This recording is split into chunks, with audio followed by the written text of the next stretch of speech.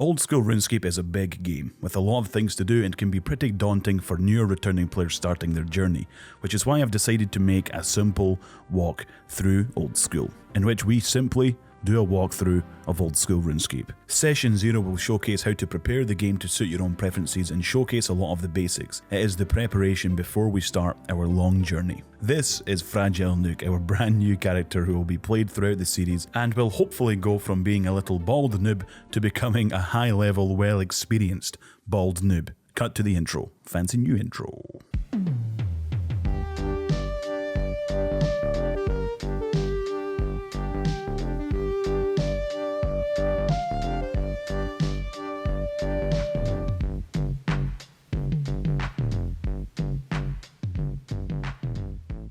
Chapter 1. The settings. Old school is a very old game. When you first log in, it feels like a very old game, but there are things you can do to make it feel a little bit more modern and feel a little bit less clunky to play. First, click on the settings button and go through the few options on the panel. Everything you see me set is my own personal preference. You can change things to however you like. In my control settings, I like to left click where available for my attack options, and if you're new, I'd recommend having it set at depending on combat level. I also like the game to be a little bit brighter, and I have the modern HUD layout. I play old school RuneScape on a fairly high resolution window. I don't like the small little box thing, the old school little box. I'm not too fond of that. If you play with the large resized client, the HUD may seem small if you have a high resolution window. You can increase the size of the chat box in your inventory and the minimap, and I'll show you how to do that a little bit later. Clicking on all settings brings up more settings to play with. I like to enable most things. The control options are the most important options to play with. I like to enable the PK skull prevention, the shift click drop feature, and the move follower options lower down feature. I also set keybinds. The panels I use the most, like the inventory, the prayer, and the combat options, I set to the first 4 F keys, so F1 through to F4. I also like to enable escape to close interfaces, and having all of these settings makes the game feel a little bit less like it was made in the year 2000. You can also make it look less like it was made in the year 2000 by using the RuneLite client. Using the Jagex launcher, under Old School RuneScape, click the drop down and select RuneLite. Enabling the GPU plugin on RuneLite keeps the old school graphics but refines it. It gives you anti-aliasing features and extends the draw distance along with a few more options. There's also more plugins you can enable like Interact Highlight, the Skybox, Stretched Mode. All of these improve the look of the game. Stretch mode is what you use to increase the size of the HUD, by the way. If you want to make the game look even better, you can download 117's HD plugin from the plugin hub, and you can have 2010 type HD graphics in your game, making it look way better, but not everyone likes this. People like the old school graphics sometimes, but you can set it to whatever you like. So with the in-game settings and RuneLite, you can customize your game and your settings and your setup to whatever you like, really. So do that. Now we're set up. Let's move on to Chapter 2. A sense of direction. It's important to find a sense of direction when you're first playing, otherwise you might wander around bored not knowing what to do. During a simple walk through old school, I'm going to assume the role of the new free-to-play player and set myself some goals to work towards. Then I'll complete them while explaining why and how. This will help new players understand the game and give them some ideas of what to work towards. There are a few things new players can do to start off the game. You can trade skills and complete tasks and collect rewards from Adventurer John.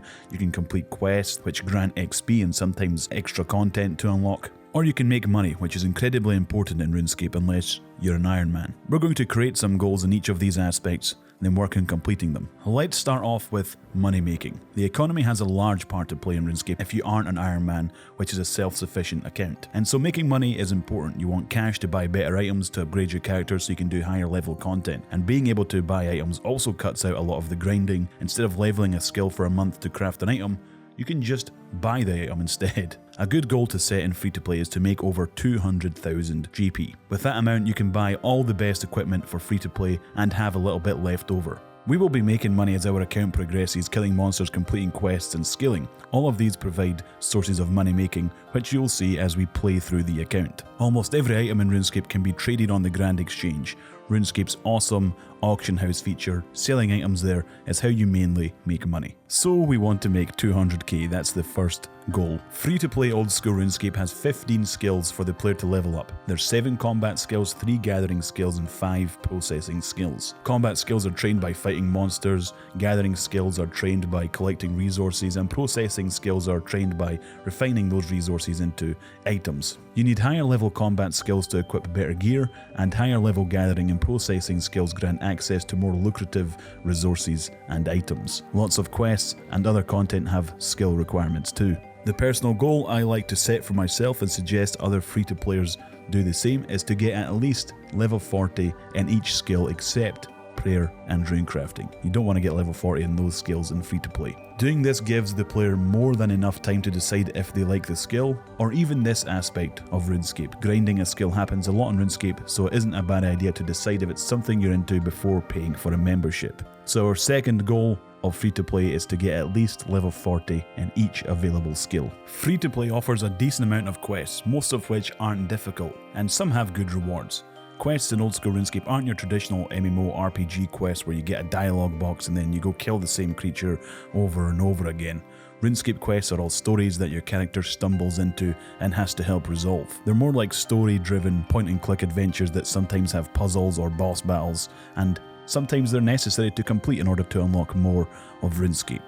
The hardest quest in free-to-play is Dragon Slayer. If any new player asks me what they should do, it's that quest, complete Dragon Slayer. It requires 32 quest points, meaning the player has to complete a lot of quests before unlocking the ability to start Dragon Slayer, and it requires decent combat stats in order to be able to defeat a dragon. So this means players need to train skills and do quests before they can complete Dragon Slayer. And they need decent equipment, which means they also need to make money in order to buy that equipment. So completing Dragon Slayer is like completing the free trial of RuneScape. You've experienced the game on a small scale, and if you enjoy it, you can consider paying a monthly subscription for the rest of the game, or using bonds, in-game bonds. So our game setup, we know what we want to do. If you're a new player, I definitely recommend reading what the NPCs, the non-player characters, are teaching you on Tutorial Island. These are the basic of the basics. Once you've completed the tutorial and have been teleported to the mainland, speak to Adventurer John and ask him for a starting kit. He gives the player a good set of starting equipment for each combat style. John also has basic tasks for you to complete that give you rewards and teaches you a few things about some skills, including the combat skills. There are also more educational NPCs in Lumbridge. In the pub behind Adventurer John, you can speak to this guy to learn more about clue scrolls. Slightly to the north, there's the combat tutors that give some information on each combat style.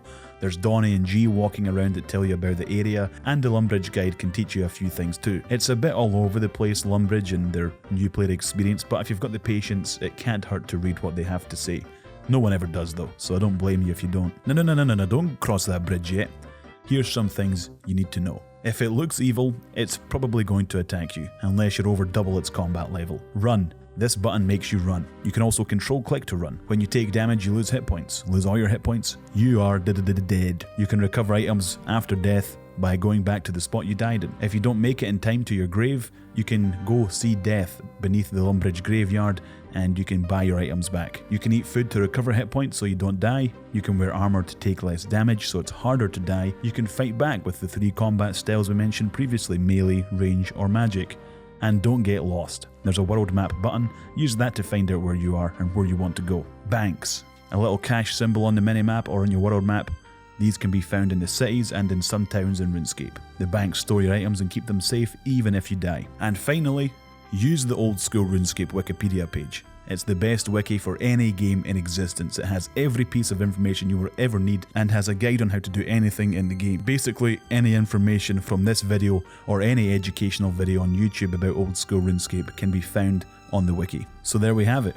Our game is set up in the way we're happy with. We've got 3 goals, making 200k, getting 40 in each skill and completing Dragon Slayer.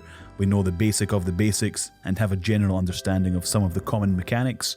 It's time to simply walk through Gelinor, through old school RuneScape, and I shall see you all hopefully in the first episode of our journey. Goodbye.